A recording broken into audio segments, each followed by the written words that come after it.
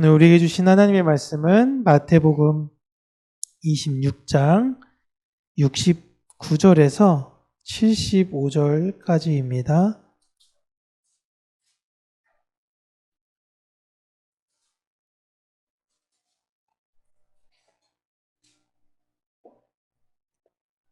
우리 함께 읽습니다.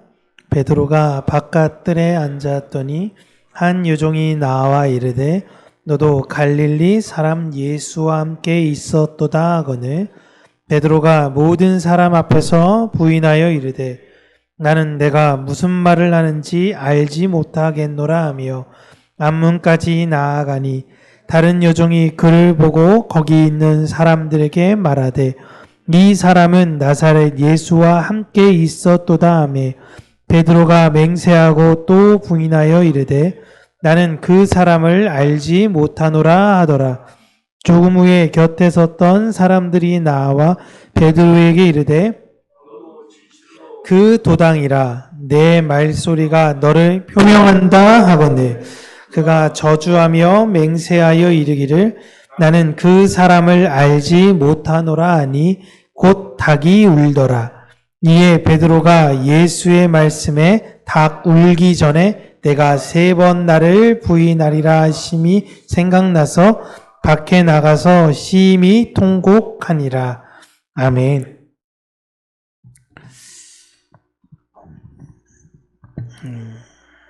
밤이 점점 어두워져 가고 있고 예수님은 그 밤중에 대제사장의 뜰에서 모욕과 조롱을 당하고 계셨습니다. 그리고 그뜰 바깥 불빛이 아련한 그곳에 한 제자만이 있었는데 그 사람은 절대 주님을 부인하지 않겠습니다. 라고 장담했던 베드로였습니다. 그랬던 그의 입에서 이 대제사장의 뜰에서 다른 사람들이 했던 질문에 흘러왔던 말은 믿음의 고백이 아니라 나는 그 사람을 알지 못하노라 라는 부인의 고백이었습니다. 우리는 종종 이 장면을 보면서 베드로가 좀 너무한 거 아닌가? 이렇게 생각하고 베드로를 비난합니다. 하지만 사실 이런 베드로의 이야기는 어쩌면 인생에서 한 번쯤은 겪은 우리 모두의 이야기입니다. 두려움 앞에서 이해되지 않는 상황 앞에서 우리도 신앙을 감추고 침묵하고 도망칠 때가 있습니다.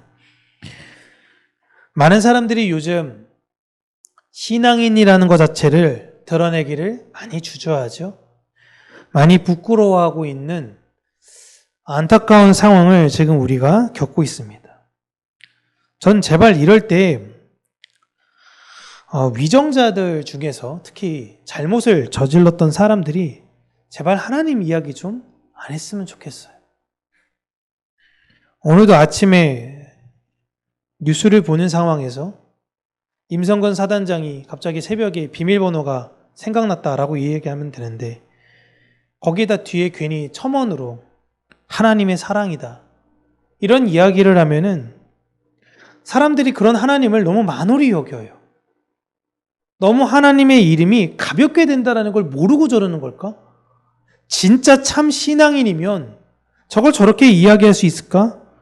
라고 생각하긴 하지만 저 또한 나중에 명예욕에 사로잡혀 그러한 위치 가운데 있을 때에 하나님 내가 그런 사람이 되지 아니하도록 끝까지 주님의 이름을 붙들고 살아가는 사람 되게 해달라고 기도하고 있습니다. 오늘 본문에서 나왔던 이 베드로의 실패 속에서도 놀랍게도 하나님은 하나님의 은혜를 멈추지 않고 보여주는 그 말씀을 이야기하고 있습니다. 예수님은 겟세마네 동산에서 아버지의 뜻대로 하옵소서라며 끝까지 순종하신 모습을 보이셨습니다. 그런 반면 제자들은 예수님께서 반복적으로 깨어 있어라 라는 말씀을 요구하셨음에도 불구하고 계속적으로 잤죠. 그리고 체포의 순간에는 모두가 도망을 쳤습니다. 특히 베드로는 죽을지라도 주를 부인하지 않겠습니다 라고 가장 선두에 서서 이야기를 했던 사람입니다. 그랬던 그가 불과 몇 시간 후에 사람들 앞에서 공개적인 장소에서 3번이나 예수님을 모른다라고 말하고 있습니다. 마태는 이 장면을 통해서 사람이 궁지에 몰리게 될 때 그가 가지고 있었던 믿음이라는 것이 얼마나 연약한지를 다시 한번 보이며, 그럼에도 불구하고 이러한 연약한 자들을 신실하게 이끌고 가신, 마침내 완성에 나아가신 예수님, 그 예수님을 대조하고 있는 것이에요. 같은 날 같은 밤에서 예수님은 침묵 속에서 진리를 지키셨지만 베드로는 두려움 속에서 진리를 부정하는 말을 했습니다. 그러나 이러한 대조는 베드로를 비난하려는 목적으로 쓴 것이 아니라 우리는 얼마나 하나님의 은혜가 필요한지 그 우리의 연약함을 드러내기 위해서 베드로를 하나님께서 사용하신 것이다 라는 걸 마태가 알려주는 것이죠. 베드로의 부인은 단순한 실수가 아닙니다. 성경은 3번이라는 반복을 통해 그것이 완전한 부정임을 드러냅니다. 첫 번째, 여종이 말했을 때에 베드로가 부인을 하죠. 사실은 첫 번째 여종은 그냥 추론해 본 겁니다. 갈릴리 방언을 쓰니까 너 혹시 예수님과 함께 있었던 사람 아니야? 아마도 이 사람 보니까 예수님이랑 스타일도 비슷하고 그때 있었던 것 같은데 라고 이해할 때 부인하죠. 그 말은 그 대제사장의 뜰에 있었던 여종조차도 예수님과 그 함께 있었던 무리들을 자세히 봤었던 거예요. 그리고 나서 다른 요종이 다시 한번 이야기를 합니다. 베드로가 이제 그 자리를 황급히 떠나서 다른 자리로 가니까 다른 요종이 또 말하는데 그때는 맹세를 하고 부인을 해요. 십계명을 대놓고도 어기기도 하고 지금 자기 살아야 되니까 뭐 예수님이고 뭐고 없는 거예요. 맹세까지 하며 부인합니다. 그리고 마지막으로는 그곳에 있었던 모든 무리들이 분명히 널 본 것 같아. 너 예수님과 함께 있었던 그 당사람 아니야? 라고 이야기할 때 저주하며 예수님을 부인합니다.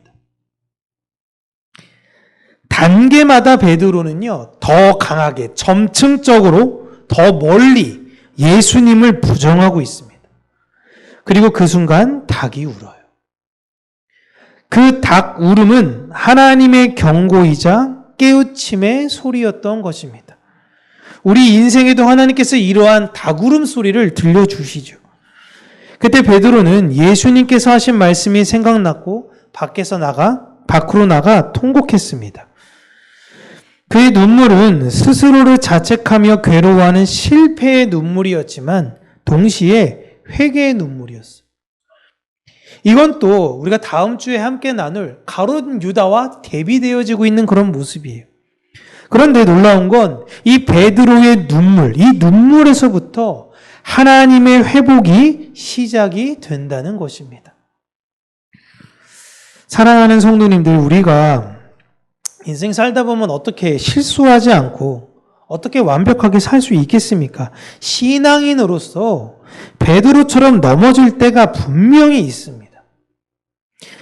신앙을 부끄러워하거나 두려움 때문에 진리를 침묵할 때가 있어요. 그러나 하나님은 닭이 울기 전에도 그리고 닭이 울고 난 후에도 여전히 우리를 바라보고 계십니다. 베드로의 눈물은 절망의 눈물이 아니라 회복의 눈물이었습니다.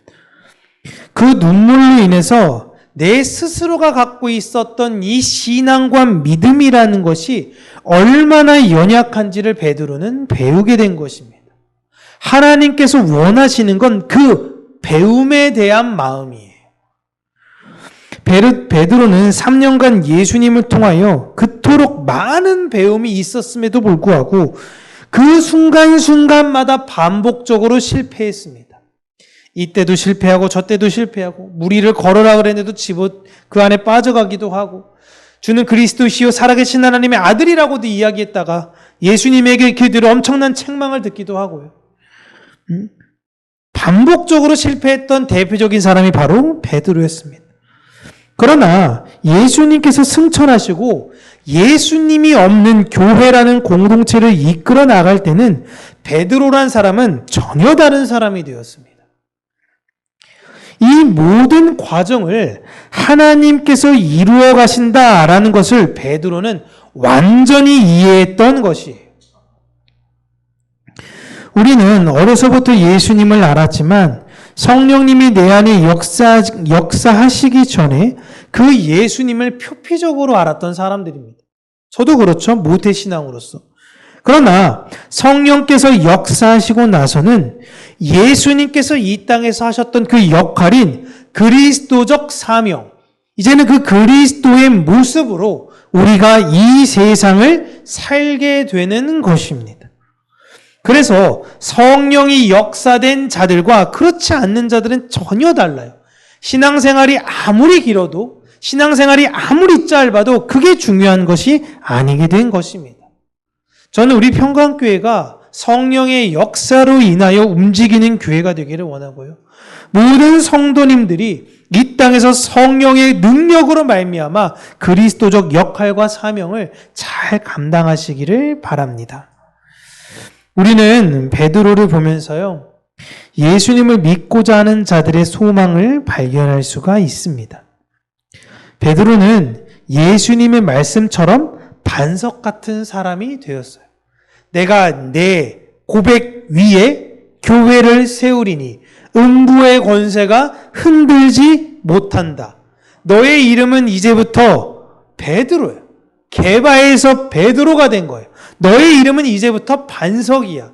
반석과 같은 존재가 될 거야. 이것은 베드로 한 사람에게만 지칭하려는 말씀인 것이 아닌 모든 교회, 예수 그리스도라는 그 영원한 반석 위에 세워진 또 다른 반석인 우리들에게 하신 하나님의 말씀인 것입니다. 그러나 우리 삶 가운데 하나님께서 반석으로 완성하시겠지만 여러 가지 실패의 경험들이 있다라는 것입니다. 그러나 하나님은 그 실패를 통해서 우리를 쓰러뜨리시려는 것이 아닌 그 경험을 통해 우리가 온전히 의지해야 되는 분이 누구신지를 깨달아 알게 하시려는 하나님의 큰 뜻이 있다는 것을 우리는 알아야 되는 것입니다. 그 실패를 통해서 우리를 회복시키시고 견고한 하나님 나라의 제사장으로 그의 거룩한 백성으로 만들어내시고자 많은 하나님의 그 손길. 우리가 성경을 보면서 이렇게 실패했던 베드로를 하나님께서 이렇게 완성하셨구나. 그렇다면 내가 인생에서 여러 실패의 과정을 겪더라도 다시금 내가 주님을 의지하고 눈물을 흘리며 그 십자가로 나아갈 때에 하나님은 반드시 나를 새롭게 세우시고 완성하시겠구나. 라는 그 믿음으로 이 세상을 사는 저와 여러분들 되시길 주님의 이름으로 축복합니다. 기도하겠습니다. 살아계신 하나님 아버지, 우리가 쓰러진 그곳에서 하나님은 다시금 우리의 연약함을 기억하게 하여 주시고 우리가 의지해야 되는 건 얄팍한 나의 기술과 쌓아왔던 나의 경험인 것이 아닌 오직 완전하신 하나님이요 완성된 율법인 예수 그리스도라는 것을 잊지 않으며 내 안에 언제나 그 예수 그리스도의 십자가를 가르쳐 주시는 성령 하나님을 의지함으로 말미암아 이 세상에 하나님의 생명을 내어놓는 그 사명과 소명을 잊지 않으며 나의 이름을 기꺼이 포기하고 예수 그리스도의 이름만을 이 세상에 내어놓는 하나님 우리 평강교회가 되게 하여 주시고 모든 성도님들이 되게 하여 주시옵소서. 특별히 하나님 기도하는 것은 이 시간에 하나님께 예배드리고자 모인 우리 성도님들, 그 마음 안에 하나님의 놀라운 은혜와 위로를 허락하여 주시고 그가 손길하는 모든 곳마다, 그의 발걸음이 닿는 모든 곳마다 생명이 피어나게 하여 주시고 하나님의 놀라운 은혜와 위로가 끼칠 수 있는 하나님의 사역자로, 하나님의 일꾼으로 하나님께서 다시금 세워주시며 이 세상의 참된 평안이 무엇인지를 삶 가운데 증명해 나아가는 이 시간에 예배드리는 우리 모든 성도님들이 될 수 있도록 은혜에 더하여 주시고, 돌아가는 우리의 발걸음 또한 하나님과 기쁜 마음으로 교제를 하며 돌아가게 하여 주시옵소서. 우리의 모든 일생을 오직 하나님께 온전히 의탁드리기 소원하옵고 살아계신 예수님 이름으로 기도합니다. 아멘.